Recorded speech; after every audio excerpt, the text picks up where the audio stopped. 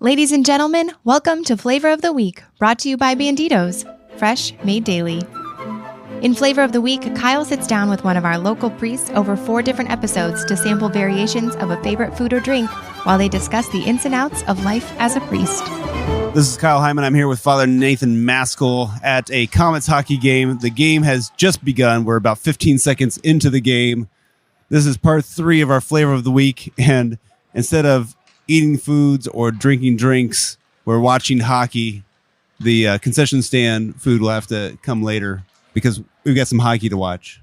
That's right. That's the flavor right now. So, Father Nathan, one thing that's a little bit unique about your priesthood that people might not realize is that you have the honor or the duty or both of being a Master of Ceremonies for the bishop. Correct. This kind of started when I was in seminary. I'm really just helping out with some of the liturgies. And really, I've kind of taken the liking to it. And I do quite a few events with the bishop, about 4 or 5 other ones as well, and a few at Notre Dame who help out the bishop.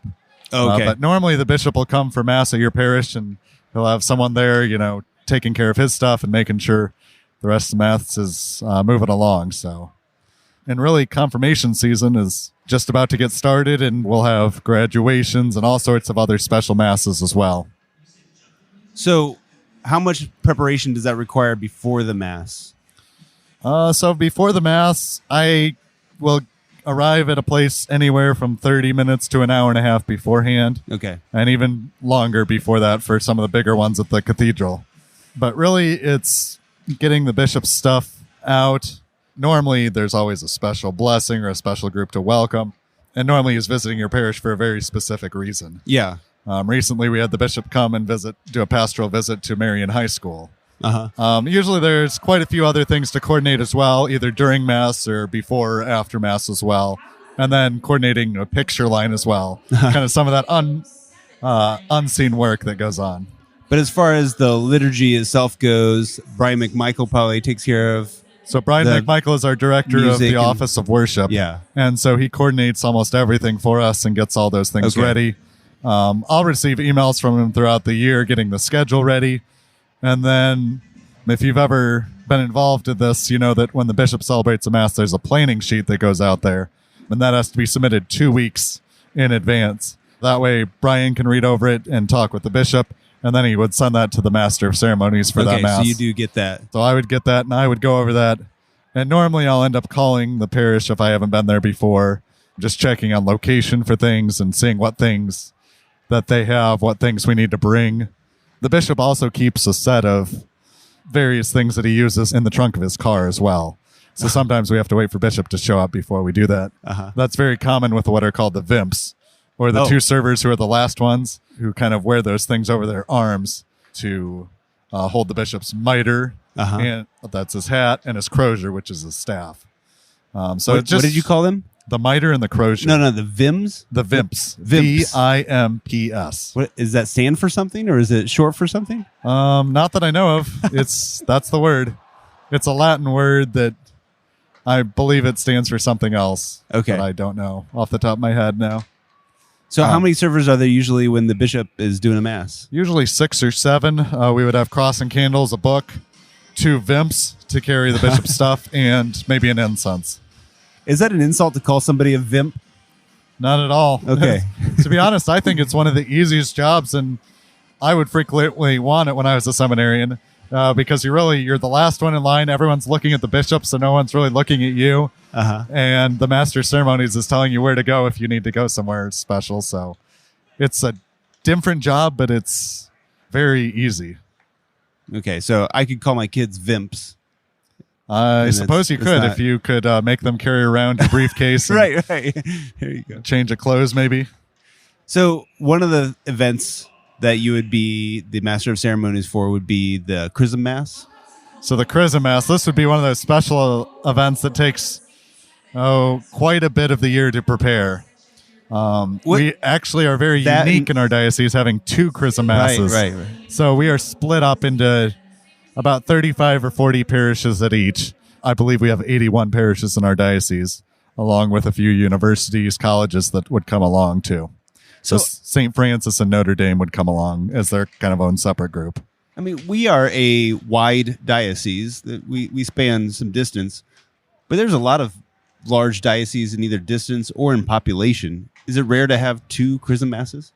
So traditionally, the Chrism Mass was on Holy Thursday in the morning. And I believe the Diocese of Gary still does this. Oh, really? And that's where it's found in the Roman Missal, if you look there. So it's very rare. I believe a few other dioceses do it.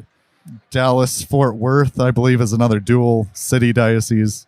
Galveston, Houston, things like that. Those come to mind. But that is kind of a rare position. But honestly, I think it's kind of a blessing because more people are able to fit into the cathedral and be able to see this. Because honestly, especially from church history, this is really more of a mass just for the priests and maybe a representative from the parish bringing the oils or something. Right. But this is not traditionally a very wide celebration, even though it's for the benefit of the diocese.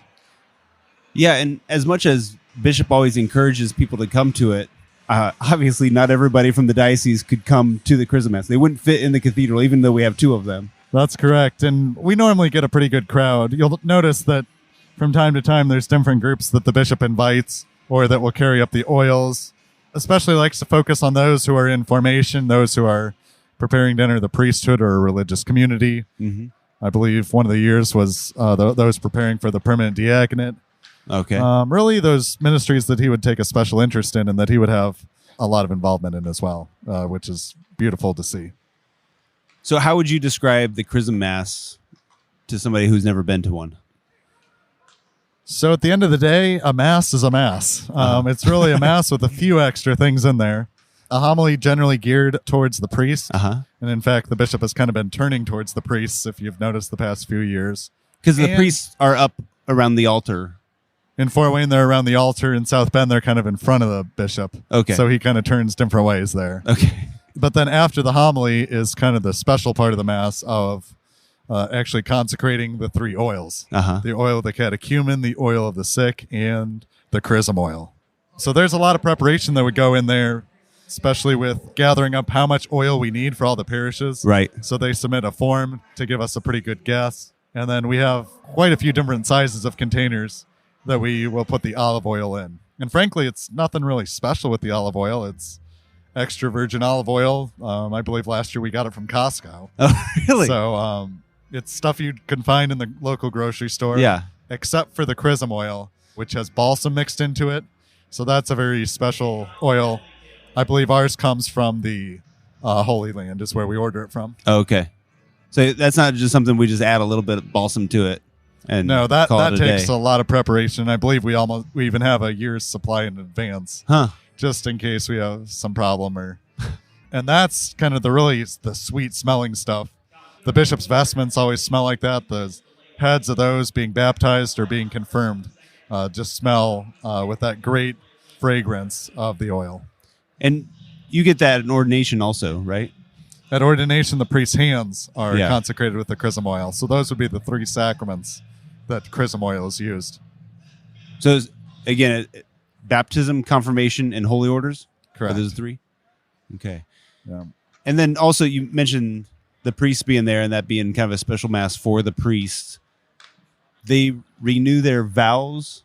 So the priest would renew our priestly promises or the vows of our ordination. Vow is kind of an interesting word because it's more of for religious congregations.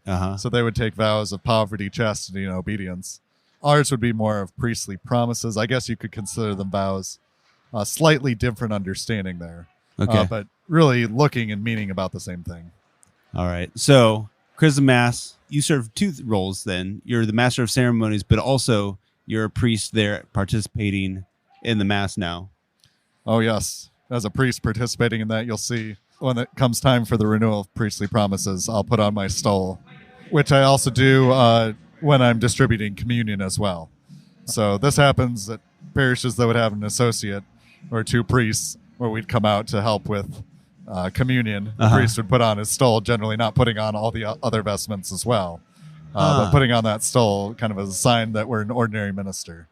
All right. So how hard is it for you to pay attention to the game and our conversation at the same time? You know, after a little while, you just kind of understand what's going on, and you can be able to follow with your eyes one thing, and then Oh my. I hope I'm paying enough attention to you and keeping the conversation going. Well, I'm having a hard time focusing on both because I get very easily distracted, and I also find this game to be a little bit confusing. But it's exciting. It's only confusing because we're down on a penalty kill. So we have one guy in the penalty box because you got called for a penalty. Oh, that's And right. There's so a penalty box. we don't have procession right now. We're still 0-0. How many periods are there? There are 3 periods, so 20 minutes each, 60 minutes in the hockey game. Okay. And then, God willing, we won't have to go into overtime, which is 3-on-3. And then if play a little bit of that and you don't have a score, you have a shootout. So what time do you usually get home from a hockey game? So the hockey game will generally end between 10 and 10:30, and then I my. have about a 2-hour drive up to the South Bend area. But it's worth it. It is. It helps that I'm not really even a morning person, so Father Bill understands when I sleep in from time to time. Yeah. Except tomorrow we've got a mass that we're both celebrating, so I have to be there on the 8:45 though, so won't be too hard. All right. Well, for our part 4 of Flavor of the Week, I'd like to talk to you about your work with the Catholic schools, both at St. Pius and at Marion High School. So maybe we can talk about that in a future Flavor of the Week. Wonderful. Your Fort Wayne Comets is the flavor of the week. That's right. We're having hockey for our flavor. But we will check out the concession stands at some point, right? Yes, we will. Okay. To be continued.